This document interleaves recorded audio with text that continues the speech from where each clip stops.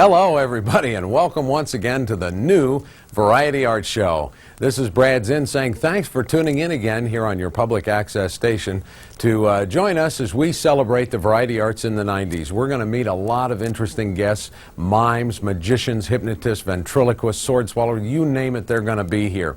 And before we go any further, I want to be sure and say a big hello to Mr. Music, our musical director on the new Variety Arts Show, Mr. Bill Swayze. Hi, how are you, Brad? Very nice to see you again. Don't you look dapper today? Thank you.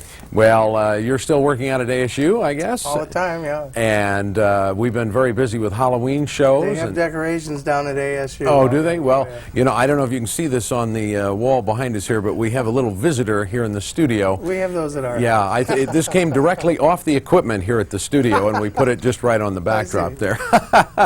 So I don't know if you believe in magic and ooh and ghosts and things like that, but we're going to talk about magic and Halloween and why the two things are so closely linked together today. Do you know why Halloween and magic are so closely linked together, Bill? I have no idea. Well, it's because of this gentleman right here, and I'm going to set this right up here if I can.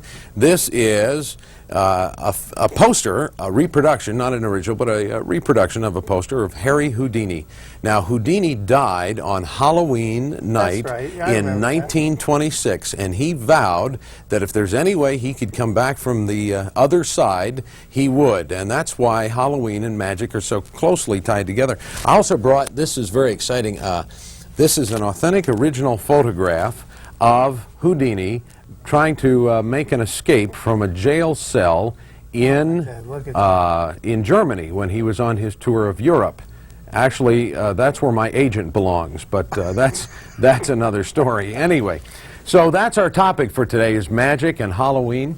And folks, we have a very special guest. He is a master magician. His name is Jay Malbrough, and he has worked for many years, many times at the Magic Castle in Hollywood, which is the mecca for magicians. And we have a little clip, a little footage of Jay performing at the Magic Castle for you. Let's take a look at that before we come back and meet Jay Malbrough.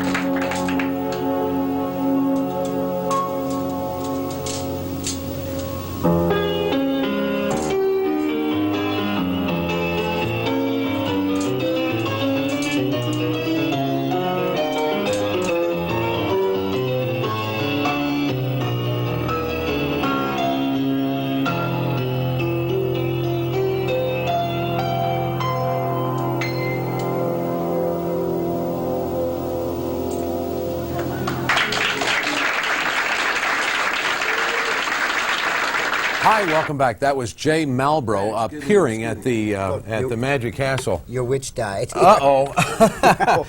Well, here he is, folks. Jay Malbrough. Oh, hi. Hi, Brad. Hi, How thanks are you? for Good being to see here. you. Yeah, we tried to have a little Halloween decoration here, but that's okay. Harry will sue us for not celebrating his birthday, probably. Well, I think he may have tried to escape from the pot. I'm not sure. Or he was on pot. I'm not sure. No, this may be cable. Well, that was years ago. Yeah, that was years ago. Oh, well, Jay, we're sure glad that you're with us here today and to talk about magic. And on this very special occasion of Halloween, I see you wore your Halloween scarf. Brad, only for you would I wear an orange handkerchief. For nobody else would I ever wear. Usually this is red, folks. Believe me. Oh, I see. But for Brad Zinn today. Well, I'm very honored. I'm very honored.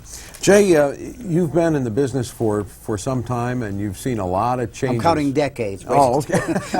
Okay. You've seen a lot. I want to meet Bill. I want to meet Mr. Music. Oh, you do? Yeah. Well, after the show, I'll arrange an introduction. Okay. You've seen a lot of changes in the business over Brad, the years. Listen, if there's a venue, I've worked it. You know, pictures, and we've done special movies with magic, and we've done. In the early 50s, I was doing my act on roller skates and blackface. I'm serious. This is. My goodness. Yeah. Well, let's go right back to the very beginning. Well, in the beginning, I created the heavens and the earth. And the earth was void without form. Oh, not that when far you came back. to Earth, yes, you came to Louisiana. Is that right? Louisiana. Louisiana. Me and Justin Wilson, I guarantee. I worked with Justin Wilson. Then you know some of my friend Boudreaux from Louisiana. That's right. Yeah, yes, It was, yes, that's right, it Louisiana. was I'm sorry, I got sidetracked. 201 year ago. About 3 or 2 years ago. Ooh, boy. Yes. So you're from the Bayou country, New the Orleans, Cajun actually. country. I missed the Bayou country by about 35 kilometers. Oh, okay. New Orleans is a big city now, and when I was a kid, it was still Bayou country then. I grew up in what's now called a ghetto. I didn't know it was a ghetto when I was growing up. I thought it was home. I didn't know it was a ghetto until I read it in Time magazine. Oh, I see. But, you know, yeah. Yeah, okay. And you grew up there, went to school, and New Orleans. How did you get started in entertainment? Because I know you've done a lot of different things in the business. Well, gambling used to be legal in New Orleans, like in Vegas. I don't know if you knew this or not. No, I didn't. Oh, there was a big palatial gambling houses in New Orleans, just like in Vegas. And until a certain district attorney, a gentleman named Jim Garrison, whose name you may know yes. from the Kennedy assassination, right? He, quote, cleaned up New Orleans, took out all the gambling and all the show business with it. Bourbon Street began to die then, but yeah, when I was a kid, I would shine shoes out in front of gambling halls, and you know, a guy, here, kid, here's a deck of cards, and that's where you learn your first card stuff. Not tricks necessarily, but card stuff, as it were. You know? I got you. I got you. Yeah, Doesn't so take that a was brick house great. to fall on me to figure that out. Exactly. Yeah, so what prompted the interest then in magic? What led you then from shining shoes on Bourbon Street to? It was when I was a kid in school, I was too slow for baseball, and I was too light for football and too white for basketball. So magic was all that was left, you know. So no, seriously, I wasn't much of an athletic type. Obviously, I was a kind of a runt, you know, and it doesn't show now. And I don't ever remember not doing magic, Brad. Huh. So it started when you were a kid. Yeah. In school. Mostly from from the gamblers. They showed you some techniques, and they would not only with the cards, but they would do things too, like, you know, hey, let me show you something with my handkerchief, and they produce a coin, and that would be your tip when you're shining the shoes. And the gamblers and magic seem to always have been intertwined somehow in New Orleans. Mixed together. You know? Do you remember seeing your first big stage Harry magic Blackstone Sr., Harry Orpheum Blackstone? Theater, University Place, just off of Canal Street. I'll never forget it. It was like it was yesterday. And you remember what a god-awful day yesterday was.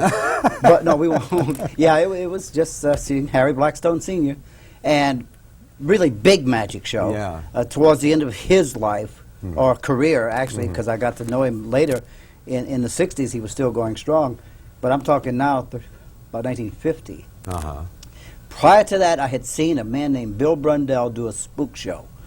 And then later I got to work with one of the Dr. Silkini Asylum of Horror spook shows. Dr. Silkini. Dr. Silkini. Yeah, smooth as silk, you know, the eye. Never And took these the guy are spook who's- shows. Now, this is very appropriate for Halloween yes. because these were big shows were back they then. ever.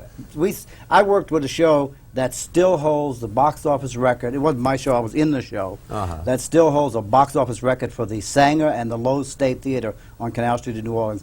It was the midnight spook shows. This is the kind of thing where they would show a horror movie, and then the magician would come out on stage and he would do ghostly magic things, and spirits would fly out over the heads of the audience, and there would be a blackout, and Frankenstein's monster and the Wolfman, and they would have guillotines and a different kind of magic than not very pretty scary. magic. Yeah, Scary. now it's called Friday the 13th and Jason. Part and 77 or Part whatever it 77, was. yeah.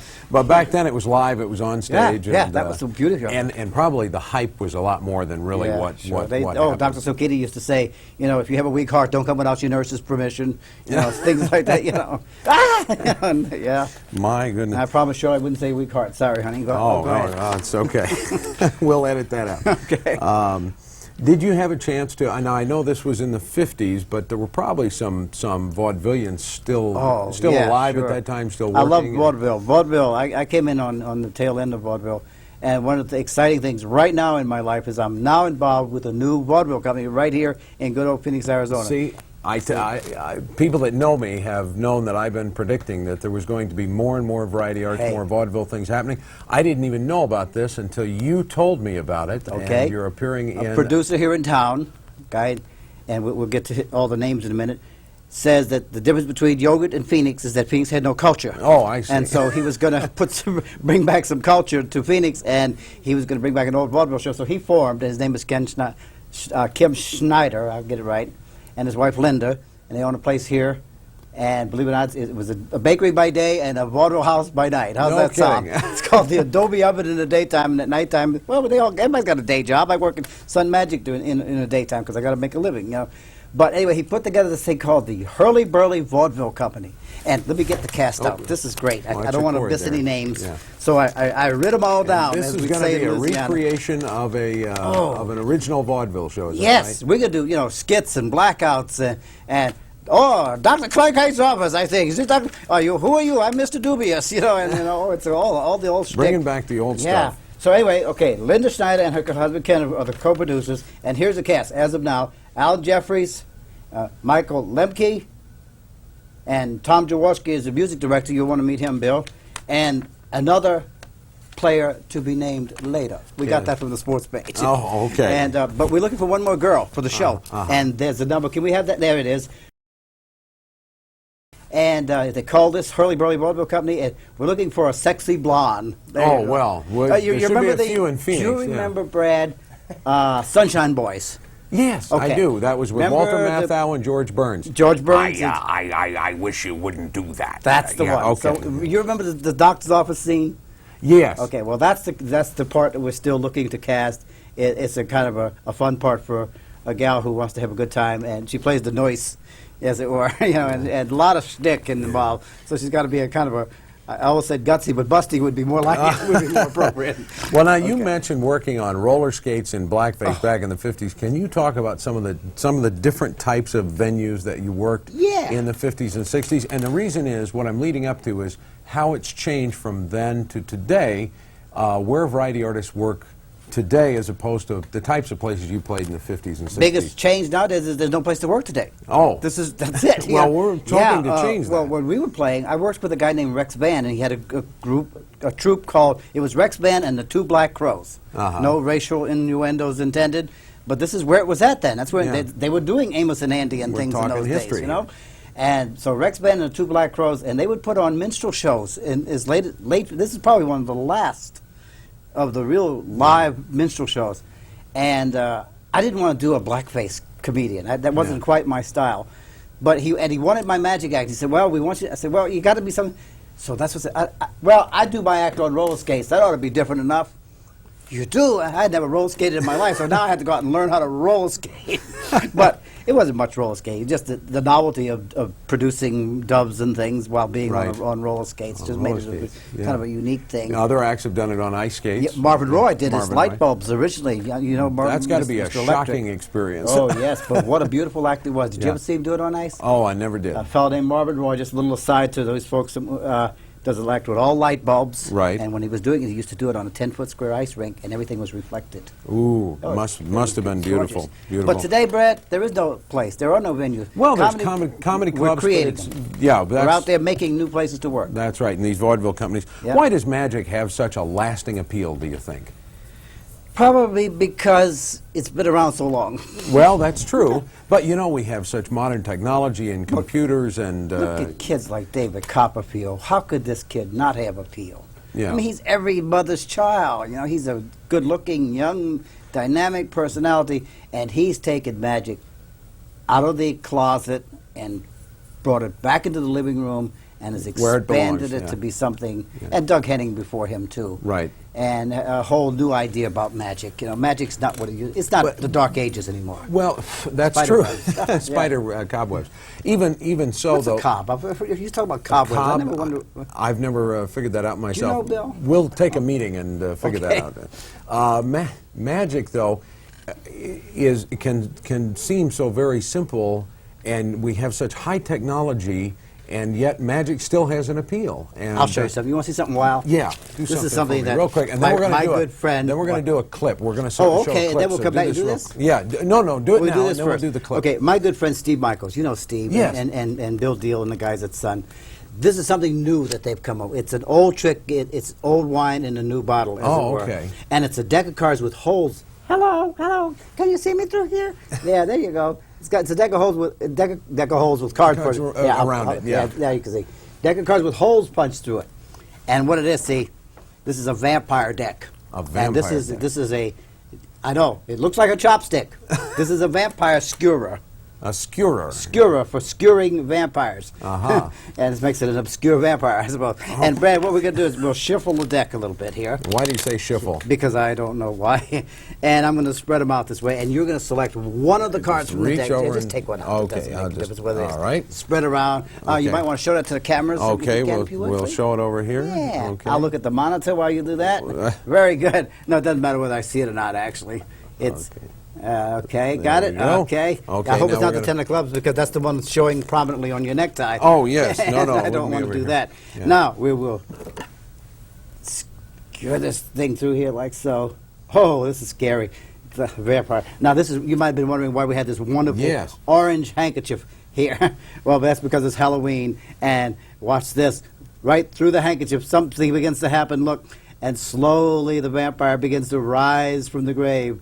Rise, O Sesame, rise. I really get a raise out of this. All right. Watch, Brad, you're not going to believe this.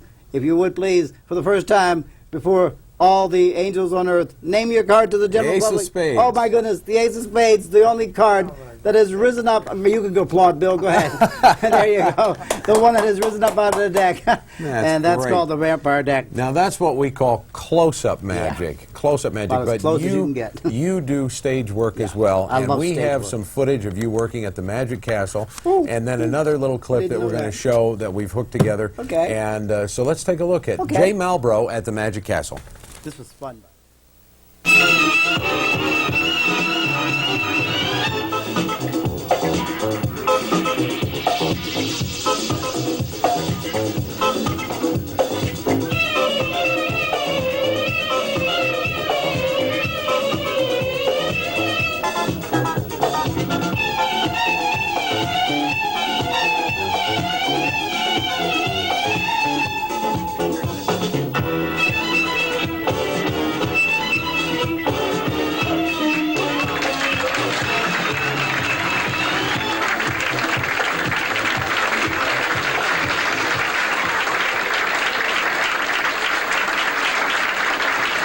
Thank you very much. Thank you, and welcome to Wednesday the 11th, 2 days before Friday the 13th, part 3. It's supposed to have been 4 of us working this act tonight. Last week we were working up in San Francisco, and we have to come down through San Jose to get here, and about 8 miles south of San Jose is the last of Jerry Brown's fruit inspection station, and I'm the only one that passed. What really bothers me is they didn't tell me what the criteria for passing was. Oh, you're going to Hollywood? Sure, go ahead. They said. I guess you all heard the bad news. E.T. phoned home and they wouldn't accept the charges. A friend of mine had tickets to the premiere of E.T. when it was playing here in Hollywood.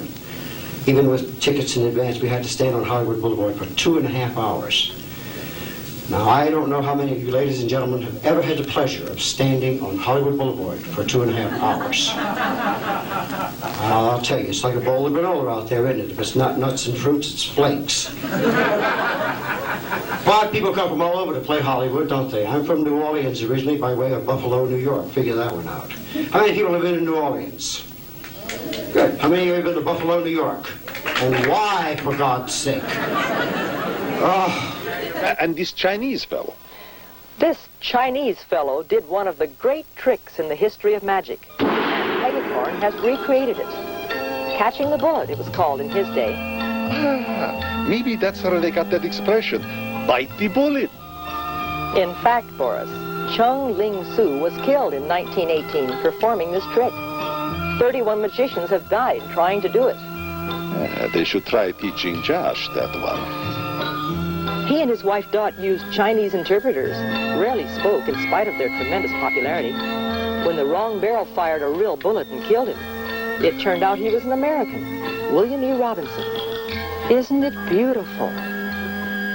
Aren't those costumes lovely? With the courtesy of a magician and friend, Ab Dixon, I'm actually wearing one of Chung Ling Soo's original robes, as seen in this original poster.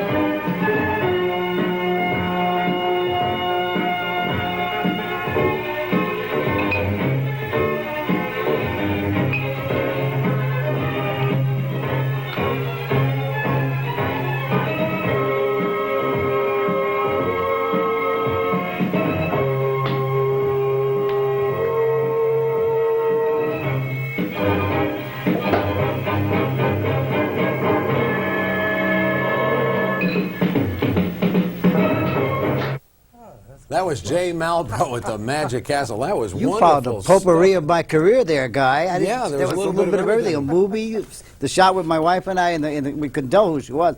That was when we did I played Chung Ling Soo in a movie at the Magic Castle. Oh, okay. And then you had a young lady named Kathy, who was another part of it. You got it. You got my career. A little bit I want of it back, everything. Brad. A little You got bit my of whole everything. career. Oh, no. We want to share it with everybody. Okay. Jay, real quick, your years of experience has given you a certain wisdom that younger performers look for, and I know that you teach magic. You're part of passing on from one generation to another. Teaching magic right now is probably the favorite thing in my life next to this vaudeville company. And I know you're very dedicated to that. So what, you see some of the young people coming up, what do you think is going to be the future of magic in the next 5 or 10 years? I'll tell you the most important thing in show business today. Ask me, what's the most important? What's the timing, Brad? Timing.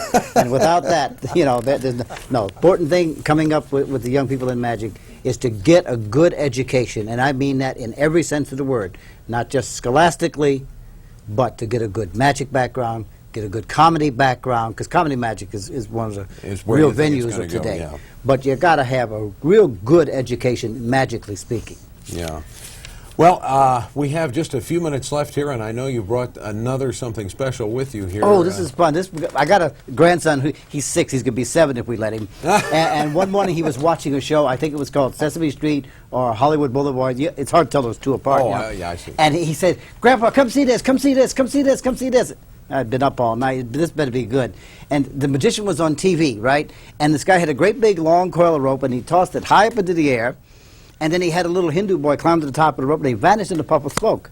And I thought, that'd be great to do on your show. So, Bill, I'm going to get Mr. Magic involved, Mr. Music and Mr. Magic together. Okay. I asked Bill to have a great big long coil. Did you get that big long coil of rope for me? Well, this is the rope I found laying around. What? This right here is the rope I found. That's it? Yeah, Wait a there- minute. I mean, what is this? No. You don't understand, Bill. In order to do this, I need... Where are you from, Bill? Detroit. Detroit. Remember Sinatra's big hit record? Detroit, Detroit. No, that was Chicago. Oh, well, same lake. They're both... I'm not very good at geography. Same lake. I mean, Anyway, well, let's see what we got here. Okay. Well, supposed to have one big, long coil rope. Well, we got a bunch of little coils is what we got. We'll count them in Spanish. Okay. Uno, dos, tres, double dose. Double dose. And anyway, we have... well, it's 4 pieces of rope is what it is. And we have, and look at this. 4 pieces of rope, and each piece of rope has 2 ends. So if we cut away some of the ends, let's see, we'll cut away this end here. That ought to work, okay. Here, get rid of that one. That's 2 pieces we get rid of. And we'll cut this end here. That ought to work, okay. Bet you didn't expect that, Harry. There you go, and 3, 4, 5, 6. Okay, remember we had 8 ends when we started. Yeah. And we cut away 6 of the ends. Right. You know math? Yeah. 8 from 6 leaves 2. 2. So it's 1 for you. Oh, okay. And 1 for me. And now we have one great big long coil of rope. Because now we have a piece of rope that has 2 ends and a center. Now a center and 2 ends. Now, boy, there's something the Cardinals could use. A center and 2 ends. I don't do football jokes, Brad. No. I'll tell you what. No, I'm from bound New Orleans, and until this year, when you're from New Orleans, you don't tell jokes about football. Believe me. Well, you don't want to get in trouble with the Saints. A couple of years ago, I asked this minister friend of mine down there. I said, "Father, how do you feel about this bunch of big old burly athletes down here calling themselves saints?" He said, "Sure, and it could be worse. They could be calling themselves football players." Anyway, Brad, we have 2 centers and an end, and we'll bring this up. And here's where you get to help. Would you just take the skizzers for me, please? Oh, okay. And if you would, I want you to cut right... Oh, but before you do this, Brad, look, this may not mean a whole lot to you. My career is on the line here, okay?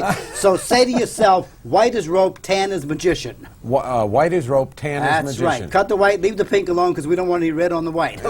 Oh, okay. There you go. There we go. There you go. And what? I don't believe this, ladies and gentlemen. We now have 2 pieces. Wait, better we didn't fix get it that. in the middle. I'll tell you what. Let's just restore this because I hear Mr. Music, and we're almost out of time. And that's it, Brad. Jay Malbrough. Oh, thank you. One of my favorites. Be sure and catch him in the new vaudeville show.